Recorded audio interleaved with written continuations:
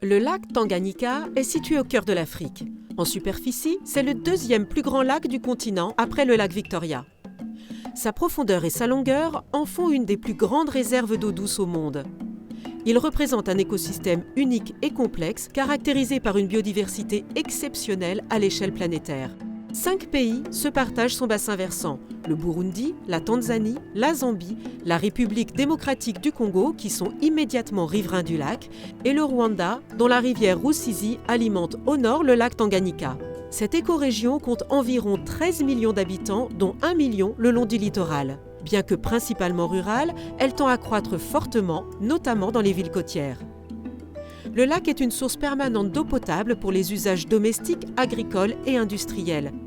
Il représente une zone de pêche et une voie de communication essentielle. La pression sur le lac est très forte et son équilibre est menacé par la surexploitation des stocks de pêche, les pratiques agricoles, la déforestation, la croissance démographique, l'urbanisation, l'industrialisation, la navigation, le réchauffement climatique et enfin la montée des eaux du lac. Cet espace se dégrade sensiblement depuis de nombreuses années du fait de l'érosion, de la sédimentation, des espèces invasives, de la pollution et de la destruction de l'habitat.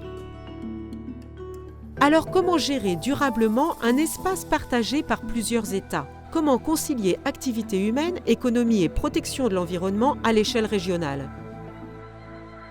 En 2005, un organe de gestion commun, l'autorité du lac Tanganyika, a été créé par la signature d'une convention entre les 4 pays riverains.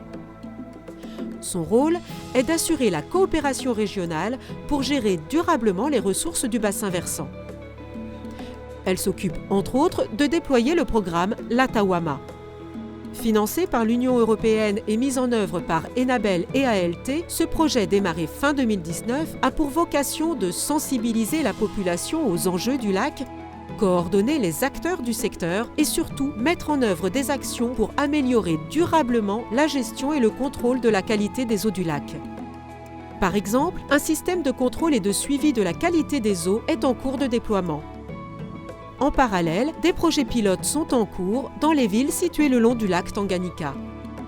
Pour les déchets solides, définition des plans stratégiques, renforcement des services de collecte et de traitement des déchets et mise en place de systèmes de tri sélectif. Concernant les eaux usées, la réhabilitation et l'équipement des stations d'épuration et de laboratoires d'analyse. Enfin, un plan de communication environnementale est déployé. Ces actions, issues du projet LATAWAMA, complètent un éventail de plusieurs autres initiatives régionales sur la gestion des eaux, de la pêche et du transport et seront achevées en 2023. À terme, activité humaine et protection de l'environnement cohabiteront plus harmonieusement.